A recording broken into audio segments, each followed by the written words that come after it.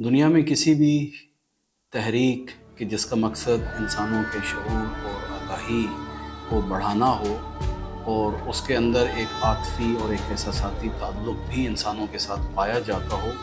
उसके लिए सबसे पहले इंसान सरमाए की फ़िक्र करता है, उसके लिए मनसूबाबंदी की फ़िक्र करता है और कई तरह की सोचें इंसान को लानी पड़ती हैं, कई तरह के सरमायों को इकट्ठा करना पड़ता है, तब जाकर एक दीनी अमल वजूद में आता है। और अगर हम आखिरकार भी ये देखें कि इस दीनी अमल का जो हदफ और मकसद है, कुरान के बकौल इंसान को क़ल्ब सलीम तक पहुँचाना है। अगर हम तहरीक अरबईन को देखें, अरबईन बाग को देखें, तो यहाँ पर वसाइल की निस्बत देखा जाए, मनसूबाबंदी की निस्बत अगर देखा जाए तो नहायत ही कम तरीन वसाइल के साथ और बहुत लंबी चौड़ी मनसूबाबंदी के बग़ैर आप देख रहे हैं कि दिन ब दिन लोगों के अंदर शऊर और आगाही का काम